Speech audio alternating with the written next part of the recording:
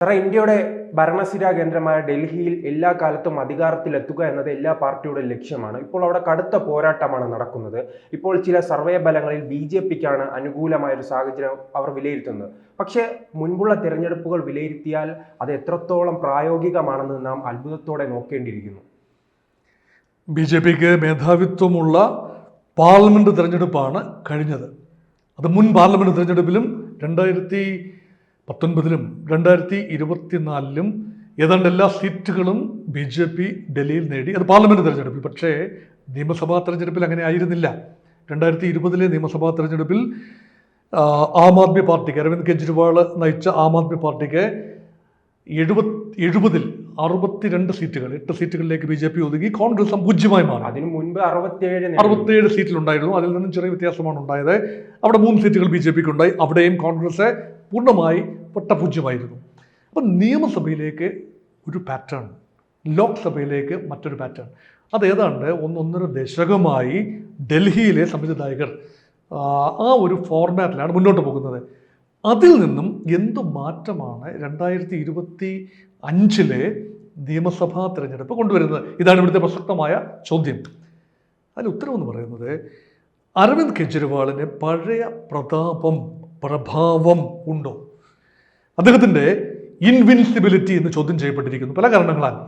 ആം ആദ്മി പാർട്ടിയുടെ ബേസ് എന്ന് പറയുന്നത് യഥാർത്ഥത്തിൽ അഴിമതി വിരുദ്ധതയാണ്. ഇപ്പം ഇന്ത്യ അഗൈൻസ്റ്റ് കറപ്ഷൻ എന്ന ഒരു മൂവ്മെൻറ്റിലൂടെയാണ് അണ്ണാ ഹസാരെ നയിച്ച മൂവ്മെൻറ്റിൻ്റെ ചിറകിലേറി സിവിൽ സൊസൈറ്റി സങ്കല്പം ഇന്ത്യയിൽ ആദ്യമായി കൊണ്ടുവന്നത് അരവിന്ദ് കെജ്രിവാളിൻ്റെ കൂടി ശ്രമഫലമായിട്ടാണ്. പക്ഷെ അദ്ദേഹം ഒരു രാഷ്ട്രീയ കക്ഷിയിലേക്ക് മാറിയപ്പോൾ അദ്ദേഹം പറഞ്ഞു, this is a party with a difference. Aam Aadmi party സാധാരണക്കാരുടെ പാർട്ടിയാണ്. അരാഷ്ട്രീയമായ ഒരുപാട് ആളുകൾ ഇതിനകത്തുണ്ട്. രാഷ്ട്രീയമല്ല, ഞങ്ങൾക്ക് അധികാരമല്ല പ്രധാനം, സേവനമാണ് പ്രധാനം, ചൂലാണ് ഞങ്ങളുടെ ചിഹ്നം. അഴിമതിയെ ചൂലുകൊണ്ട് തൂത്തുമാറ്റും. ആ അഴിമതി വിരുദ്ധതയുടെ മുഖം മൂടി അഴിഞ്ഞു വീണു. അരവിന്ദ് കെജ്രിവാൾ ഡൽഹി മദ്യ നയ അഴിമതി കേസിൽ ജയിലിലായി. അദ്ദേഹത്തിന് വേണ്ട രീതിയിൽ ഡിഫെൻഡ് ചെയ്യാൻ സാധിക്കുന്നില്ല. അത് മാത്രമല്ല, അദ്ദേഹം ആർഭാട ജീവിതം നയിക്കുന്നു എന്ന പുതിയ ആരോപണം വരുന്നു. സാർ, അതോടൊപ്പം തന്നെ അതിൻ്റെ കൂടെ നാം ഇതിന് സമാനമായ ഒരു അവസ്ഥയായിരുന്നു ജാർഖണ്ഡിൽ ഉണ്ടായിരുന്നത്. അന്ന് അവിടുത്തെ മുഖ്യമന്ത്രിയും അന്ന് ജയിലിലായിരുന്നു. പക്ഷെ അദ്ദേഹം പിന്നീട് വിജയിച്ചു കയറുന്ന ഒരു അവസ്ഥയാണ് ഉണ്ടായത്. അപ്പോൾ അതിന് സമാനമായ ഒരു സാഹചര്യം ഈ ഡൽഹിയിലും ഉണ്ടായിക്കൂടെ? ജാർഖണ്ഡിലെയും ഡൽഹിയിലെയും രാഷ്ട്രീയ യാഥാർത്ഥ്യങ്ങൾ വ്യത്യസ്തമാണ്. ജാർഖണ്ഡ് ഒരു ട്രൈബൽ ബെൽറ്റാണ്. ഇവിടെ മഹാഭൂരിപക്ഷം സീറ്റുകളും പട്ടികവർഗ സംവരണ, പട്ടികജാതി സംവരണ സീറ്റുകളാണ്.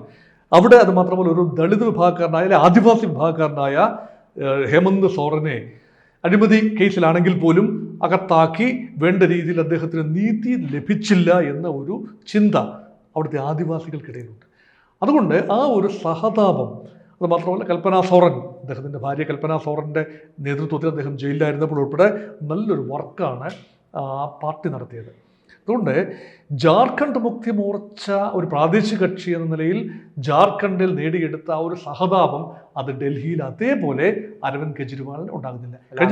നാം പറയുമ്പോഴും ഈ കെജ്രിവാളിന്റെ വോട്ട് ബാങ്ക് ചേരി പ്രദേശമാണ്. ആ ചേരി പ്രദേശത്തിലെ ജനങ്ങൾക്ക് വേണ്ടി അവർക്ക് ആവശ്യം വികസന പ്രവർത്തനങ്ങൾ, അവർക്ക് കുടിക്കാൻ വെള്ളവും, അതോടൊപ്പം തന്നെ സൗജന്യമായ വൈദ്യുതി, അതോടൊപ്പം തന്നെ വിദ്യാഭ്യാസം, ഇത്തരത്തിലുള്ള അവരുടെ അടിസ്ഥാന ആവശ്യങ്ങളിലേക്ക് കടന്നു കയറാൻ കെജ്രിവാളിന് കഴിഞ്ഞിട്ടുണ്ടല്ലോ. തീർച്ചയായിട്ടും കെജ്രിവാളിന്റെ ബലമെന്ന് പറയുന്നത്, കെജ്രിവാളിന്റെയും ആതിഷി മർലേനയുടെയും ബലമെന്ന് പറയുന്നത് ട്രാക്ക് റെക്കോർഡാണ്. പറയുന്നത് പ്രവർത്തിച്ച് കാട്ടിയ ഒരു പാരമ്പര്യം. വലിയ അത്ഭുതങ്ങളൊന്നും അല്ലെങ്കിൽ പോലും free education, free health care, സാമാന്യ തുച്ഛമായ തുകയിൽ ഇലക്ട്രിസിറ്റി, അനാവശ്യമായ ചെലവുകൾ കുറച്ചു കൊണ്ടുവരിക, അങ്ങനെ അഴിമതി വിരുദ്ധത ആദ്യകാലങ്ങളിൽ, ആദ്യ ഗവൺമെൻറ്, അതായത് കേവലം ഏതാനും ദിവസം മാത്രം നീണ്ടുനിന്ന ആദ്യ ഗവൺമെൻറ്റിന് ശേഷം 2015-ൽ ജനം മാൻഡേറ്റ് കൊടുത്തു. 5 വർഷം തികച്ചു ഭരിച്ചു. വളരെ ജനോപകാരപ്രദമായ കാര്യങ്ങൾ ചെയ്തു. 2020-ലെ മാൻഡേറ്റും അതിനോടൊപ്പം ഉയർന്നു. പക്ഷെ അവസാന ഘട്ടത്തിലാണ് മറ്റേത് കക്ഷിയും ചെയ്യുന്നത് പോലെ ഉള്ള ചില ചുടുക്ക് പ്രയോഗങ്ങൾ. അങ്ങനെയാണ് ഫണ്ട് റേസിങ്. ഒരു പാർട്ടിക്ക് ഫണ്ട് ലഭിക്കണമെങ്കിൽ വ്യവസായ ലോകം കനിയണം. അങ്ങനെയാണ് മദ്യ വ്യവസായികളിൽ നിന്നും ഭീമമായ തുക ഈടാക്കിക്കൊണ്ട് അവർക്ക് അനുകൂലമാകുന്ന രീതിയിൽ ഡൽഹിയുടെ മദ്യ നയത്തെ തന്നെ പൊളിച്ചെഴുതി. അതിൻ്റെ പിന്നിൽ മനീഷ് സിസോദിയയും പിന്നെ അരവിന്ദ് കെജ്രിവാളും മന്ത്രിസഭയിലെ ചില അംഗങ്ങളും എല്ലാം ഉണ്ടായിരുന്നു എന്നതാണല്ലോ കേസ്. അപ്പോൾ അതിന് പൂർണ്ണമായി അദ്ദേഹത്തിന് ക്ലീൻ ചിറ്റ് ലഭിച്ചിട്ടുമില്ല. അദ്ദേഹം ഇപ്പോഴും കുറ്റാരോപിതൻ മാത്രമാണ്, പൂർണ്ണമായി തെളിയിക്കാനും കഴിഞ്ഞിട്ടില്ല. ഇവിടെ ജനത്തിനൊരു സംശയമുണ്ടായി. ഇതിന് പുറമെയാണ് ഈ വലിയ തോതിലുള്ള പണം മുടക്കി അദ്ദേഹത്തിന് മന്ത്രിമന്ദിരങ്ങൾ ഉൾപ്പെടെ മൂടി പിടിപ്പിക്കുമ്പോൾ കർട്ടനൊക്കെ 4 കോടി രൂപയുടെ കർട്ടനാണ്. അതെന്ത് കർട്ടനാണ്? അതുപോലെ ശതകോടികൾ മുടക്കിയാണ് നവീകരണ പ്രവർത്തനങ്ങൾ. ഇതെല്ലാം തന്നെ വ്യക്തിപരമായ അല്ലെങ്കിൽ ഭരണത്തിലിരിക്കുന്നവരുടെ നേട്ടത്തിന് വേണ്ടി ഉപയോഗിക്കുകയാണ്. അങ്ങനെയെങ്കിൽ എവിടെ ആം ആദ്മി? അപ്പോൾ കേജ്രിവാളിൻ്റെ സ്ട്രെങ്ത് എന്ന് പറയുന്നത് ചേരി നിവാസികളാണ്, മധ്യവർഗമാണ്, അടിസ്ഥാന വർഗവും മധ്യവർഗവും ഒരുമിച്ച് നിൽക്കുന്നു. ഉപരിവർഗം ഒരുപക്ഷെ വ്യത്യസ്തമായി ചിന്തിക്കുന്നു. പക്ഷെ മധ്യവർഗ വോട്ടർമാർ ഇന്ന് മാറി ചിന്തിക്കാനുള്ള സാഹചര്യം ഒരുങ്ങിയിരിക്കുന്നു. അതോടൊപ്പം തന്നെ ഈ 2015-ലും 2020-ലും ഇല്ലാത്ത വലിയ ആത്മവിശ്വാസത്തിലാണ് BJP മുന്നോട്ട് പോകുന്നത്. അങ്ങനെ ഒരു വലിയ ആത്മവിശ്വാസത്തിന്റെ ബേസ് എന്തായിരിക്കും? നിയമസഭാ തെരഞ്ഞെടുപ്പിൽ അതിനുള്ള വലിയ ബേസ് ഇല്ല. പക്ഷേ ഇപ്പോൾ കേജ്രിവാൾ മാത്രമാണ് മുഖ്യമന്ത്രി സ്ഥാനാർത്ഥിയായിട്ടുള്ളത്. BJPക്ക് ഒരു മുഖ്യമന്ത്രി മുഖത്തെ ചൂണ്ടിക്കാട്ടാൻ കഴിയുന്നില്ല. മോദിയാണ് ഇപ്പോഴും മോദിക്ക് വേണ്ടി പ്രചരണം. അപ്പോൾ ആരാണ് മുഖ്യമന്ത്രി എന്ന് ചൂണ്ടിക്കാട്ടിയില്ല. പക്ഷേ അതേ ഫോർമുല തന്നെയായിരുന്നു മധ്യപ്രദേശ്, ഛത്തീസ്ഗഡ്, രാജസ്ഥാൻ. BJP വിജയിച്ച മത്സരങ്ങളാണ്.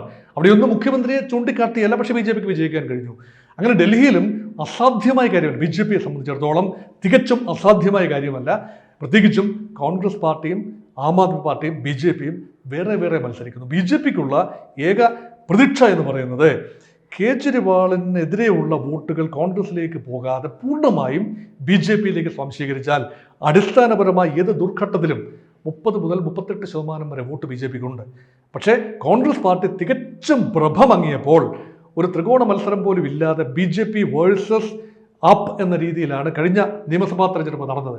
അതിൽ നിന്നും കാര്യമായ വ്യത്യാസം ഉണ്ടായിട്ടില്ല എങ്കിൽ ഇപ്പോഴും നേരിട്ടുള്ള മത്സരമാണ്. കോൺഗ്രസ് തീർത്തും നിഷ്പ്രഭമായി പോയി. കഴിഞ്ഞ പ്രാവശ്യം 5 വർഷം മുൻപ് 4.32% കോൺഗ്രസിന്റെ വോട്ട്. വർഷം തുടർച്ചയായി ഭരിച്ച ഒരു പാർട്ടിയായിരുന്നു അല്ലേ കോൺഗ്രസ്? ഷീലാ ദീക്ഷിതിന്റെ സമയത്ത് 15 വർഷം, 98 മുതൽ 2003 വരെ, 2003 മുതൽ 2008 വരെ, 2008 മുതൽ 2013 വരെ വികസനത്തിന്റെ വേലിയേറ്റമുണ്ടായ കാലഘട്ടമാണ്. പക്ഷേ പെട്ടെന്നാണ് ഈ സ്ത്രീപീഡനം, പ്രത്യേകിച്ച് ഈ അഭയ നിർഭയ കേസൊക്കെ വന്നതും ജനത്തിന്റെ അഭിപ്രായം തിരിയുന്നതും രാംലീല മൈതാനം കേന്ദ്രീകരിച്ച് വലിയ. അതോടൊപ്പം തന്നെ ഈ 2013 ഇലക്ഷനിൽ ഈ കോൺഗ്രസ് പിന്തുണ നൽകിയിരുന്നില്ല.